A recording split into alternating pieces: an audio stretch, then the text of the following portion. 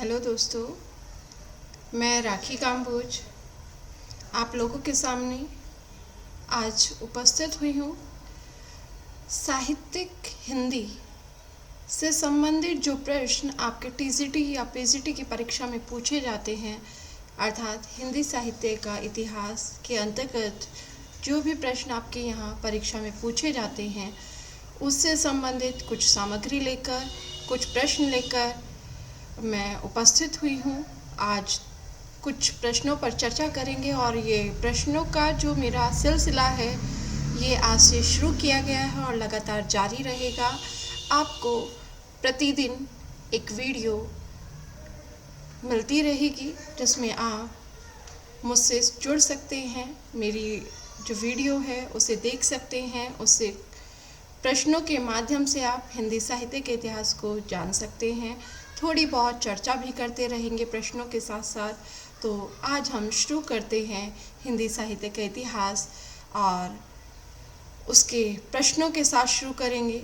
जो प्रश्न परीक्षा में पूछे जाते हैं, किस तरीके से प्रश्न पूछे जाते हैं। बहुत सारे बच्चे विचलित रहते हैं कि प्रश्न कैसे आएंगे। जो पहली बार तैयारी करते हैं उनके सामने ज़्यादा समस्या होती है, और जिन्होंने बहुत ज़्यादा पढ़ लिया होता है उनके लिए भी समस्या होती है। क्यों? क्योंकि उन्होंने पढ़ ज़्यादा लिया। अब उसमें से प्रश्न जब उनके सामने आते हैं तो उसमें उन्हें दिक्कत होती है कि उन प्रश्नों का जवाब वो कैसे दें, क्योंकि ज़्यादा पढ़ने से हमारे पास उनको दोबारा पढ़ने का समय नहीं होता, या हम उसे 2 या 3 बार नहीं पढ़ पाते। तो ध्यान रखिए, हिंदी साहित्य जब हम पढ़ते हैं तो उसमें पढ़ने के लिए सीमित नहीं है, असीमित पढ़ने के लिए हमारे पास सामग्री है, पाठ्य सामग्री उपलब्ध है। लेकिन उस पाठ्य सामग्री में से परीक्षा उपयोगी जो सामग्री है उसे कैसे पढ़ें, ये हमें समझना है। और उसके अंतर्गत प्रश्न कैसे बनते हैं, हम जब पढ़ रहे हों तो हम परीक्षा के समय परीक्षा के तरीके से प्रश्नों को देखें, और जब हम जानकारी के लिए या साहित्य की समझ को बढ़ाने के लिए साहित्य पढ़ते हैं, उस समय हमारी जो पढ़ने का तरीका है वो दूसरा होता है। और जब हम परीक्षा के लिए पढ़ते हैं उस समय हमारा तरीका दूसरा होता है। उस समय हमारा ध्यान परीक्षा पर होना चाहिए, परीक्षा के प्रश्न पत्रों पर होना चाहिए कि परीक्षा में कैसे प्रश्न पूछे जाते हैं।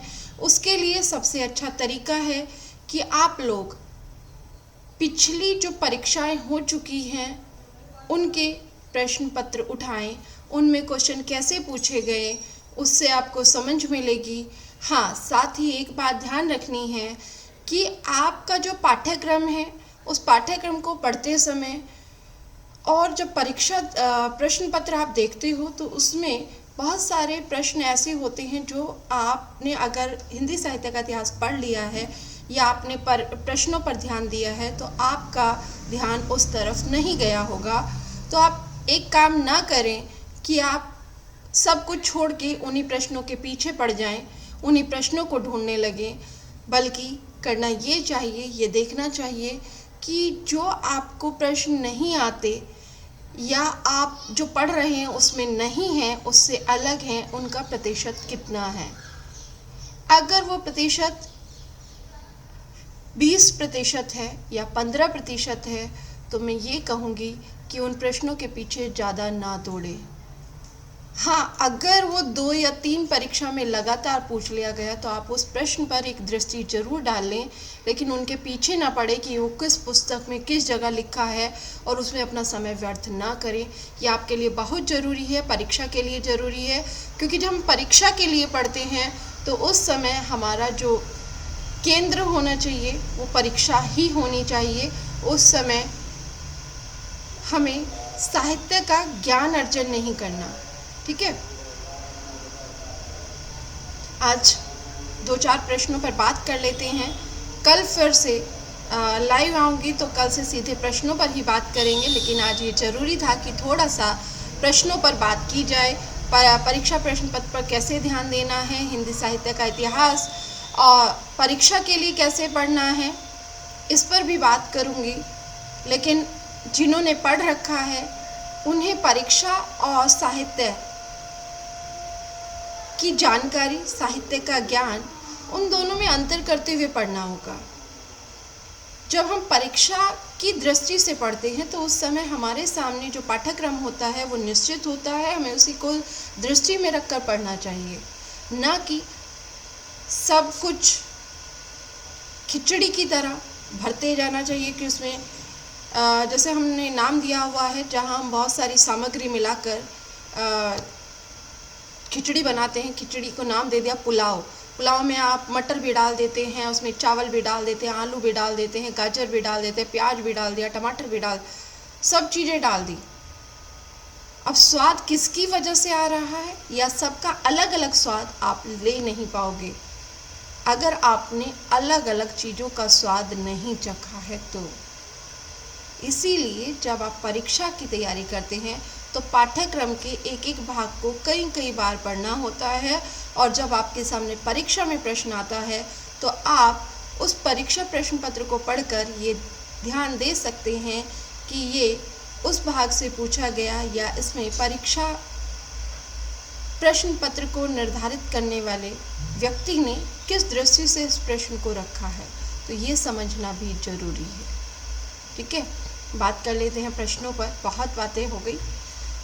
जैसे हिंदी साहित्य के इतिहास परंपरा की बात करते हैं तो हिंदी साहित्य की इतिहास परंपरा की अगर हम बात करें तो इतिहास परंपरा कहाँ से शुरू होती है हिंदी साहित्य की, आप देखते हैं आपको इतिहास मिल जाता है। सामान्यतः हर व्यक्ति का, हर समाज का एक इतिहास होता है, वैसे ही साहित्य का भी समाज होता है, चाहे हिंदी का साहित्य है, अंग्रेजी का साहित्य, उर्दू का साहित्य, क्योंकि जिन्होंने जो लिखते चले गए उनको एक जगह करके देखना किसने किस समय में लिखा, उनके समय का परिवेश क्या था, लिखने का तरीका क्या था, उस समय का समाज क्या था, ये हमें इतिहास, हिंदी साहित्य का इतिहास पढ़ते समय पता चलता है। और ये हम एक समय निर्धारित करके उस समय के कवियों को एकत्र करके देखते हैं, तब हम कहते हैं कि ये इस काल का कवि, ये इस काल का कवि, ये इस काल का कवि। बात करते हैं हिंदी साहित्य के इतिहास परंपरा की बात। इस पर प्रश्न बनता है कि हिंदी साहित्य की दीर्घकालीन गाथा को सूत्रबद्ध रूप से स्पष्ट करने का सर्वप्रथम प्रयास किसने किया। याद रखिए कि हिंदी साहित्य का इतिहास पहली बार जो लेखन शुरुआत हुई थी वो किसी हिंदी के व्यक्ति ने नहीं शुरू की थी, बल्कि हिंदी साहित्य का इतिहास लेखन की जो परंपरा की शुरुआत की थी वो फ्रांस के एक विद्वान थे, गार्सा द तासी। उन्होंने अपनी पुस्तक द स्वर द ला लित्योत्तर हिंदुस्तानी, सॉरी मैं नाम में थोड़ी गड़बड़ कर गई, स्वर द ला लित्योत्तर हिंदुस्तानी नामक पुस्तक में उन्होंने हिंदी साहित्य का इतिहास प्रस्तुत किया था। और हिंदी साहित्य का इतिहास की यह प्रथम पुस्तक हिंदी भाषा में नहीं थी, फ्रांस के विद्वान थे तो उनकी भाषा भी फ्रेंच थी। ठीक है, दूसरा प्रश्न वही है कि गार्सा द तासी के ग्रंथ का नाम क्या है। तो गार्सा द तासी के ग्रंथ का नाम है स्वर द ला लित्योत्तर हिंदुस्तानी। स्वर द ला लित्योत्तर हिंदुस्तानी ग्रंथ किस भाषा में लिखा गया, अभी हमने बताया कि ये फ्रांस के विद्वान थे गार्सा द तासी। इन्होंने अपनी पुस्तक फ्रेंच भाषा में लिखी थी। तबकात ए शुरा के लेखक कौन हैं? तबकात ए शुरा का लेखक मौलवी करीमुद्दीन हैं। इनकी भाषा उर्दू है। निम्नलिखित में से किस ग्रंथ को अंग्रेजी में उर्दू कवियों का इतिहास और उर्दू में हिंदी शायरी का तज़किरा कहा गया? तज़किरा ए स्वरा ए हिंदी। हिंदी साहित्य इतिहास की नींव का पत्थर किसे माना गया? हिंदी साहित्य इतिहास का नींव का पत्थर किसे माना जाता है?